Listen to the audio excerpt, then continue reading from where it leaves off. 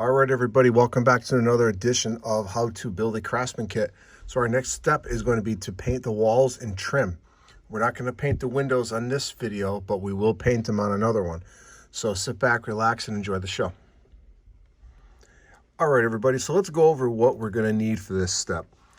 So for this, we're going to be using regular craft paint. I'm not going to be using any type of fancy, expensive paints. The paints I buy are from Michael's or AC Moore or any of your craft stores that sell the actual craft paint. You also can get it at Walmart if you want. But I spend, at the most, I'm spending maybe $2.50 a bottle, and that's for the real expensive stuff. But normally I'm spending about 50 cents a bottle for this, and sometimes they're on sale. So you don't need expensive paint to create a awesome building. So we're going to be using craft paints, and also you're going to need brushes.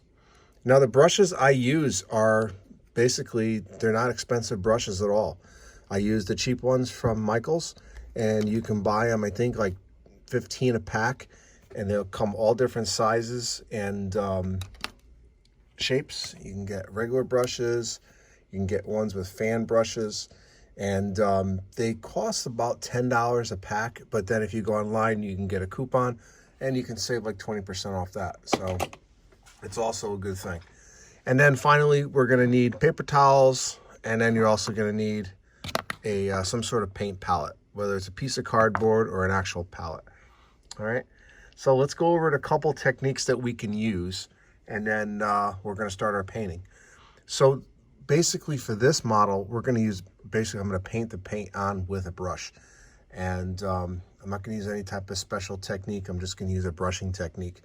You can also use a sponge technique, which is used a grout sponge, which, let me pause the video and I'll get you a grout sponge to show you what they look like, because I don't think I have one on the workbench right this second. Actually, hold on, I'll grab one.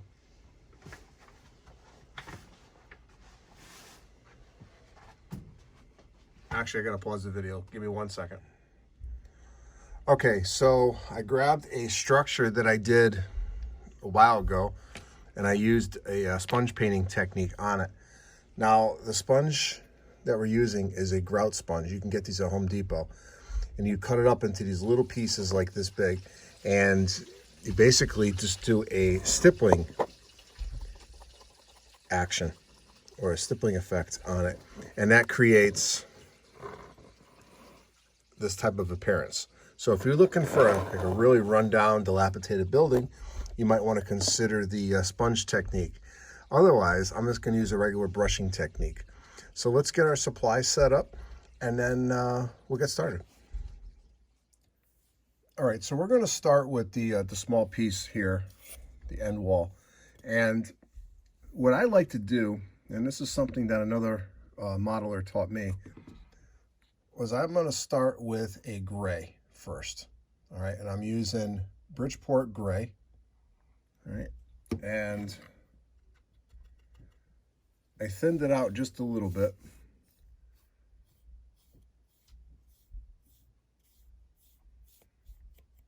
Now, when you put this paint on, keep in mind you're going to be adding moisture to the actual part itself. And the reason why I like to use the gray is because I'm using it as a wash, basically, more or less. And then what I do is I take a towel and I wipe it down to get most of it off. And I try to get rid of all the water, or most of the water, as I can.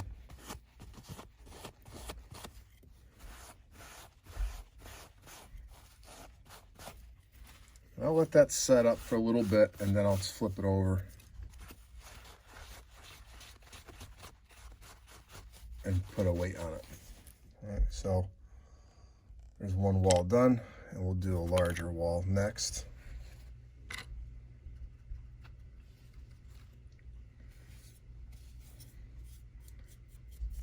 There's no right or wrong way to do this. I just brushing it on.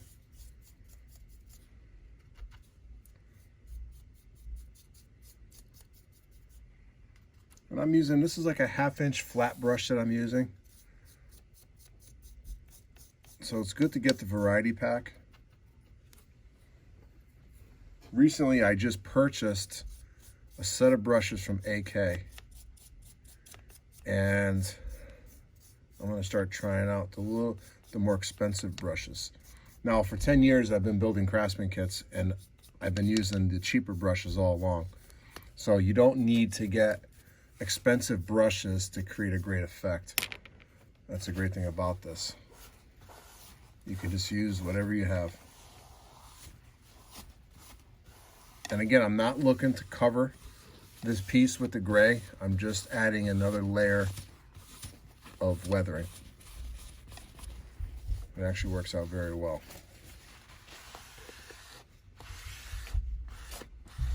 So the color of these walls are actually going to be green. We're going to be using olive green. And then for the trim, I'm using a color called Antique Parchment. I used to use white, like on trims and stuff like that, but now I'm shying away from the white paint, and I like the off-whites.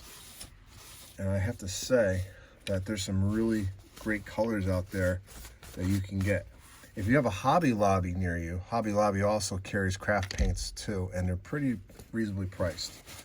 So these two walls are pretty much done.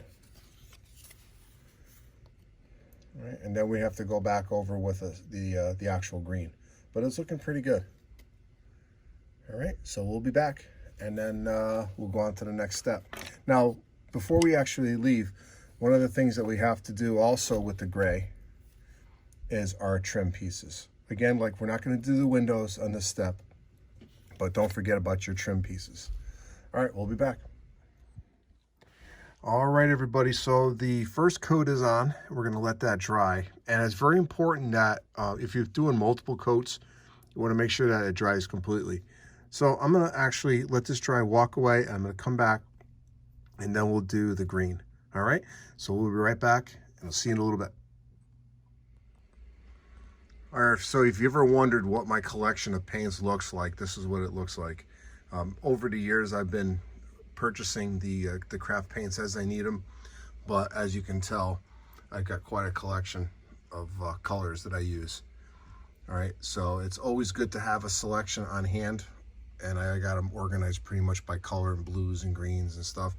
And I got all my stains up here and all these other colors that I have. These Liquitex colors are more rich in pigments, and then obviously I got all my browns, and then some other chalk paints and Martha Stewart paints and more stains, and I got my Liquitex colors, and then I also have all my oils and gouaches, and then I also have water mixable oil, believe it or not. So make the investment, you know, don't get it all at once. Over time, purchase them, and then before you know it, you're going to have some great colors that you can choose from when you're building your kits. So let's get back to the workbench, and we'll put on the next color. All right, so now that the walls are dry, we're going to go on to our next color, which is going to be the actual color of the wall originally, and it's going to be green. And this is olive green from Craftsman, and you can get this at Michael's. So same technique, just going to brush it on and then wipe it down.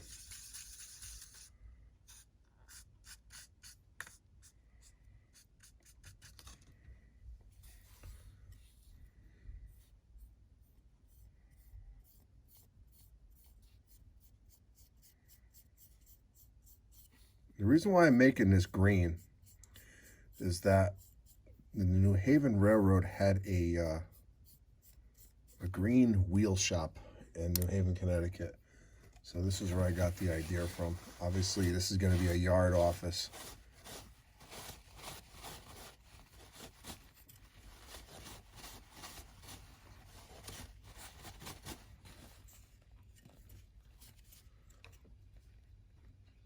And if you can see the way it looks, you can see still see through the wood. So it's more of a transparent color, and that's what I was actually looking to do. All right, so we'll move on to the next part. Now these pieces here, the trim pieces, these are going to be the antique parchment. So we're going to paint these when we paint the windows. All right, so we'll come back to those. at a later video. But I want to make sure everybody understood how to use these colors. Now keep in mind, when you start adding moisture to your wood, it will warp on you. So make sure you use the weights to lay it down.